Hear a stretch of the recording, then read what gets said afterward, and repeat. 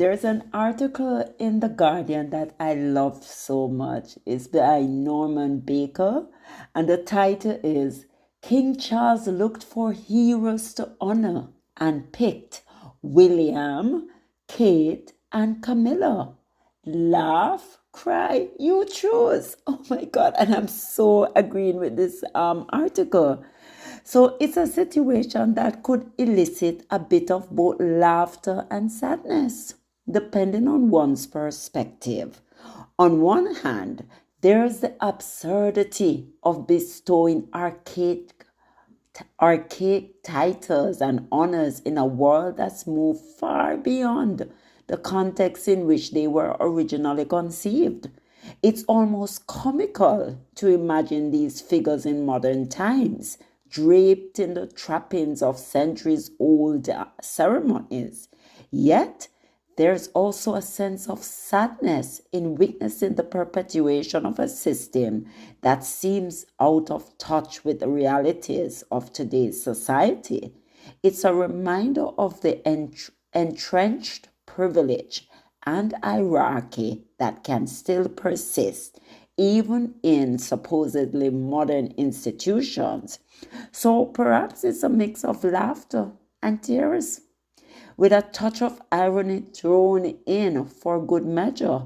It's a reminder that sometimes the best response to absurdity is to find humor in it while still acknowledging the underlying issues it represents.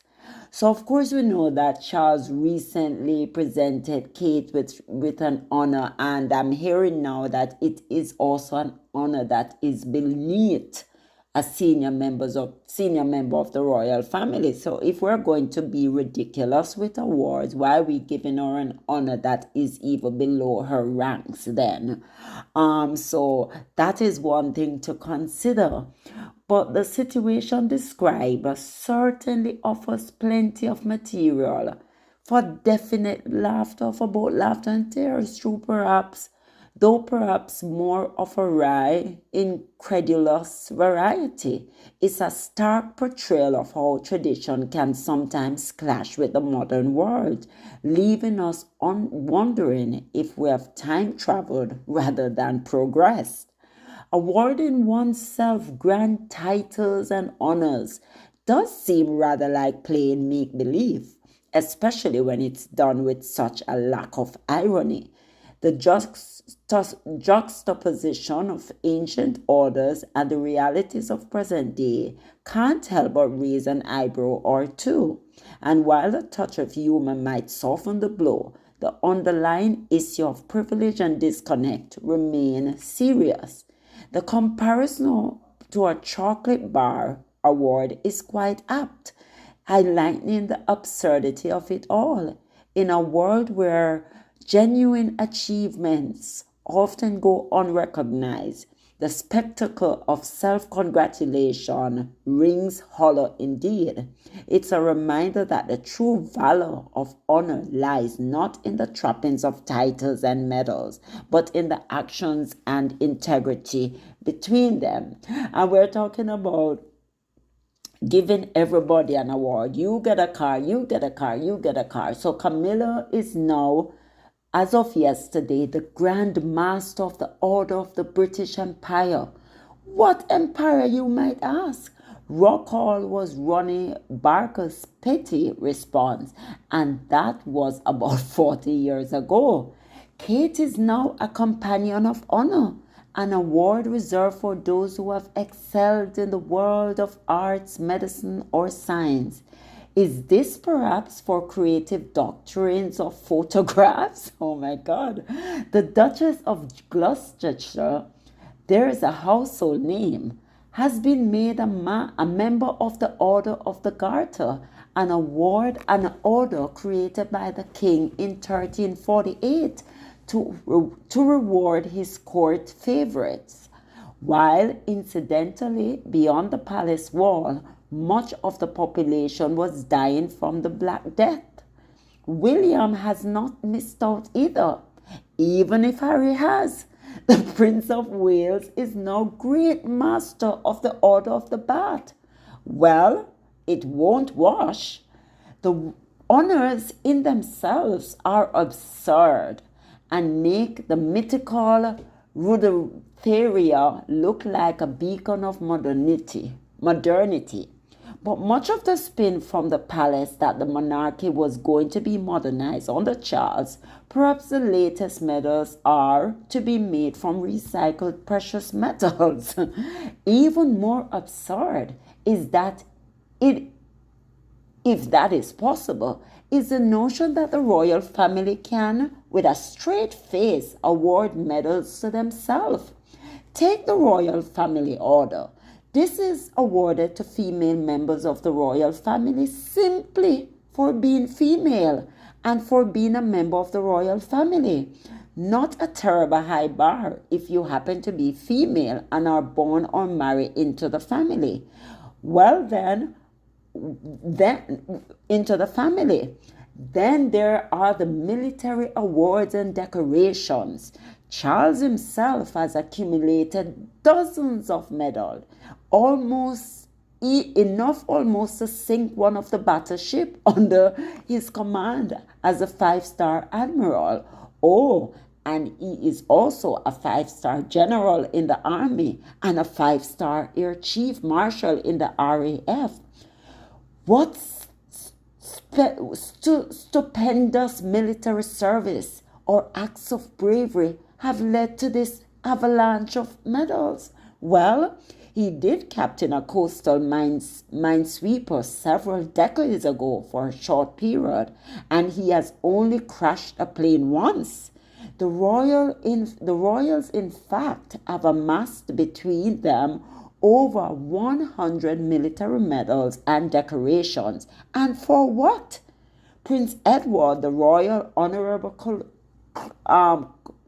Colonel of the Royal Wessex Yeomanry, I'm just messing up these words, there are so many, it's so ridiculous, has never seen active service or even dropped out of the Royal Marines course because he couldn't act it. Prince Andrew, to be fair, did merit his South Atlantic Medal for service in the Falklands War, but did anyone stop to question whether it was a good idea in 2011 when he was married in accusation relating to his relationship or friendship with Jeffrey Epstein, and serious questions were being asked about his self-serving activities as the UK trade ambassador, that he should be awarded the Knight Grand Cross of the Royal Victorian Order, a highly prestigious award in the archaic hierarchy of these things. This latest set of nepotistic awards make the royal family look ridiculous, arrogant, and breezily self-serving. It also illustrates graphically how our monarchy is still an imperial one, weathered in the distant past and totally out of touch with modern Britain. Moreover, giving themselves high honors like loose change when they have done nothing to deserve them, serve to cheapen the value of the honor received by those who do deserve them. What is your one medal for outstanding bravery worth when Charles can spin dozens to his chest? The whole honor system, started in 1348, has been about patronage. This is a corruption of the idea of merit, so graphically and repeatedly shown by the royals in their own favor, is consequentially mirrored further down the ladder as Prime Minister hand out life peerages and knighthoods to their mates and to those who have given their party large amounts of money. A proper honor system which allows society to recognize outstanding achievement is very worthwhile, but we don't have it. Those who deserve and receive honors are lost in the trivial, the corrupt, and the absurd. I am reminded of an old television advert whose punchline was, award yourself the CDM, Cadbury's Dairy Milk. So this was written by Norman Baker, and it was so intelligently done. And it is so true, because so many awards, so many medals. When you look at Charles William walking, they have so many medals attached to them. They have never fought in a war once. We know our good King Harry has done it, but yet still they try to strip him of the award and award themselves these glorification awards. But it's not worth it. It's not deserved, and they need to stop it. It's so archaic. It's so not, they're not in line with the modern world. They're not progressive. What is it about? It's so ridiculous. So guys, please don't forget to like, subscribe, turn on your notification bell so you never miss a beat. Bye.